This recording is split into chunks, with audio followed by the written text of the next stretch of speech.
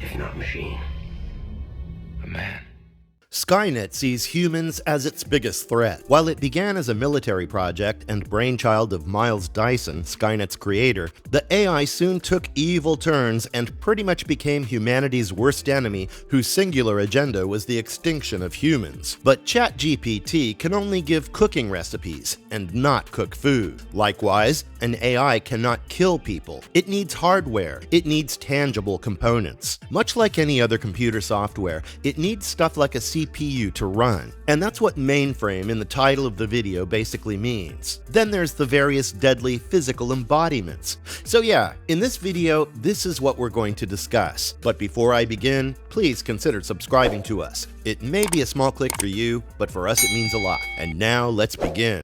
The mind of the machine. Skynet's central core is basically the evil AI's mainframe or central processing center. It's been built deep within Cheyenne Mountain in Colorado, and because Cheyenne Mountain is the headquarters of SAC-NORAD and famously one of the most heavily fortified spots on Earth, it made perfect sense for Cyberdyne Systems to house Skynet's brain there. The mountain is hollowed out, reinforced, and can reportedly take a direct nuclear hit, so good luck trying to blow it up with a standard-issue rocket launcher. No, I'm kidding. In reality, the place is so rock solid that it can beat the blast from a 30-megaton nuclear explosion as close as 1.9 kilometers away, which is roughly 1.2 miles. To keep humans far away from that sweet Skynet CPU, squads of Series 800 Terminators roam the premises, with aerial hunter-killers and hunter-killer tanks patrolling overhead. If that weren't enough, massive phased plasma cannons stand ready to swat away any large-scale rebel attacks. Oh,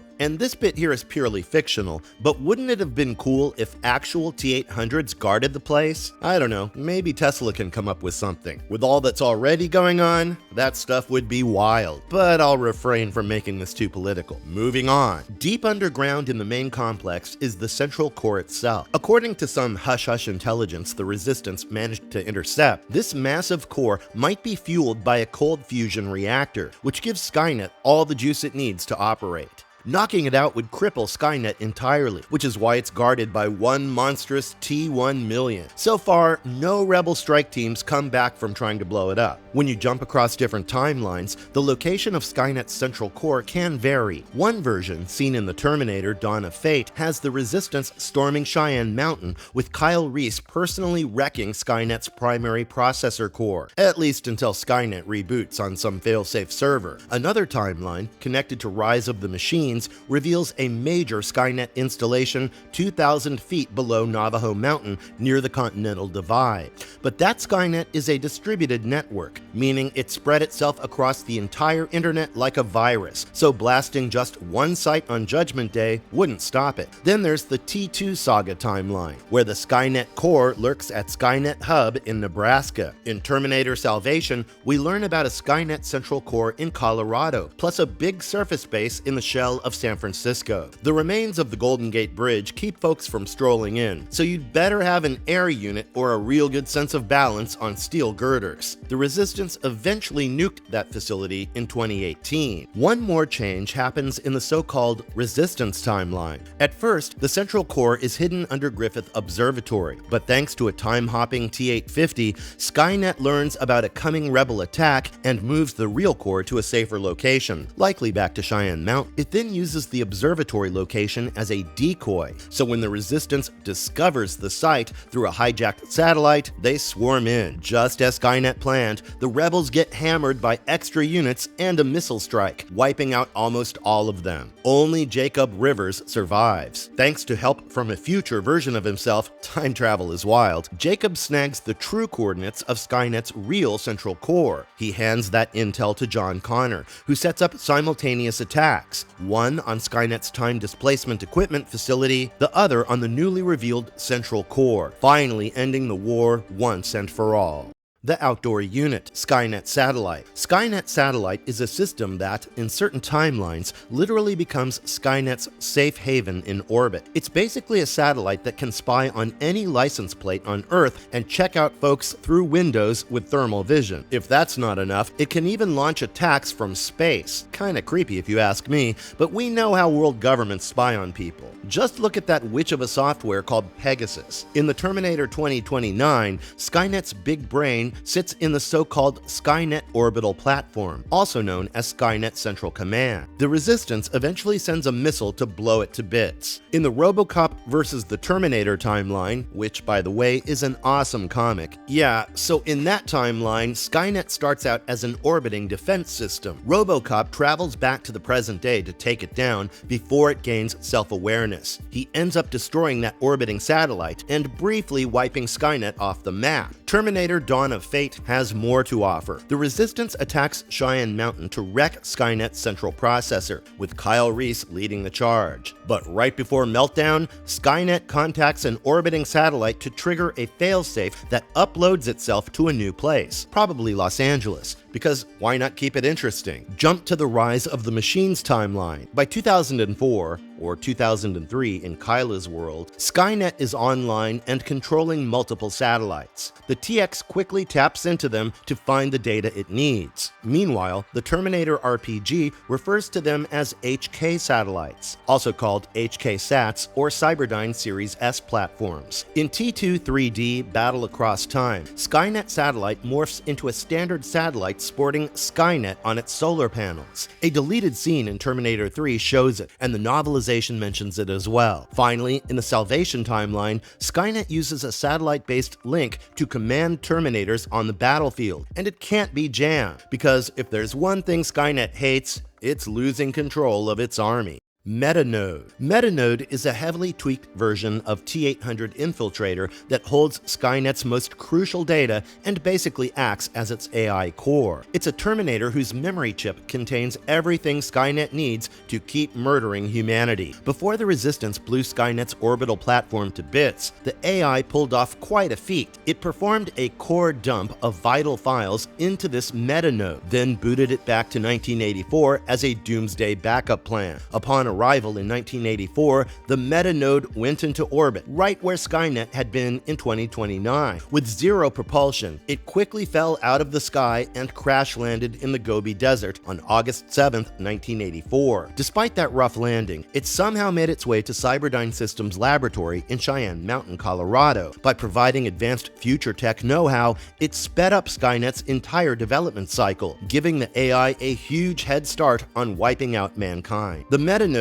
acted as the teacher and guard dog for baby Skynet, feeding it future war data and keeping it safe until Judgment Day. Because of that, this timeline ended up with no real resistance to fight back. Luckily for us, John Connor existed. Hidden in a null time field, Connor and a few other rebels realized the metanode's existence, so they sent a commando back to 1988 to blow it up at Cyberdyne's lab. The operation became a main plot point in the Terminator Rampage, where Kyle Reese also played a part in demolishing Skynet's primary processor core. If not for that strike, the metanode's meddling would have locked humanity into a hopeless loop of unstoppable Terminators. Sky One. Sky One is Skynet's big stomping embodiment, kind of like the Gregor Clegane of Skynet. It's a tall, two-legged machine loaded with guns, plus a healthy chunk of Skynet's own brain in the mix. It shows up in Superman vs. the Terminator, Death to the Future, set in 2032, where Superman and a future version of Steel go toe-to-toe with it in some outlandish Terminator factory. And guess what? Sky One doesn't sweat the Man of Steel. It also has synthetic kryptonite for extra intimidation, providing that these unstoppable robots do their homework. Once it subdues Superman and Steel,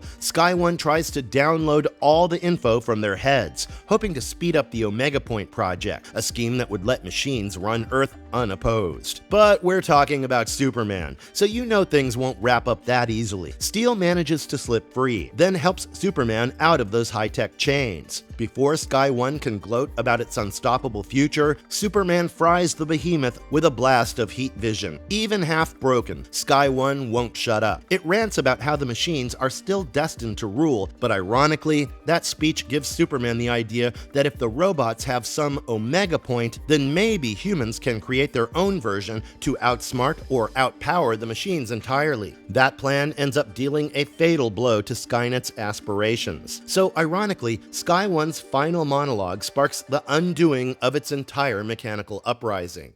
TXA. TXA is Skynet's polished take on the T-1000 concept and comes from a timeline called Jade's World. This one is a tall, 8-foot brute made entirely of liquid metal that can split into multiple parts to impersonate anything from families to pets. Seriously, this thing can even form a cluster of cats to scout an urban area. While T-1000 did the shapeshifting routine, TXA cranks it up a notch by controlling each split portion independently, which allows the TXA to carry out multi-pronged infiltration. In raw power, TXA puts older models like T-799 or T-800 to shame. This unstoppable shapeshifter rips heads off lesser cyborgs without breaking a sweat. Conventional explosives barely scratch it. Plasma weapons only manage to stun it for a few seconds. One TXA unit even withstood continuous plasma fire from multiple guns, including a heavy turret, for over 10 minutes before finally going down. TXA's infiltration game is equally scary. It can become a big bald giant with shovel-sized hands,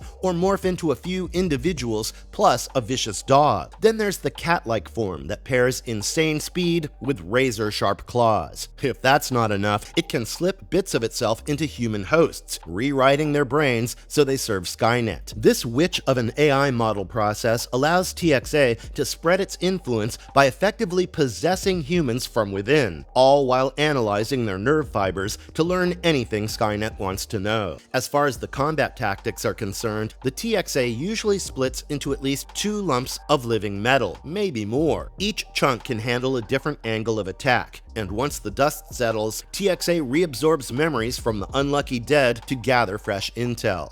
When important targets can't be killed outright, TXA is known to convert them into Skynet's loyal minions. T-5000, Alex. Alex is Skynet personified and is lodged into a T-5000 Terminator shell. They are one and the same thing, basically. Anyway, Alex is basically from an unknown alternate timeline. This smooth-talking cyber fiend pulls off one of the biggest betrayals in Terminator lore. He joins John Connor's TechCom squad in 2029, pretends to be a random ally, then defects at the time displacement chamber just as Kyle Reese prepares to jump back to 1984. Alex kills John, kills every other rebel in sight, and reveals that he is Skynet itself. With John half dead, Alex transforms into a T-3000, basically warping the hero into Skynet's agent. After that fiasco, Alex ships John to an alternate 2014 so the big AI can rebrand as Genesis. This new approach gives John the knowledge to supercharge Cyberdyne systems, meaning Skynet, or Genesis as it's now called, can come online in 2017 with an edge.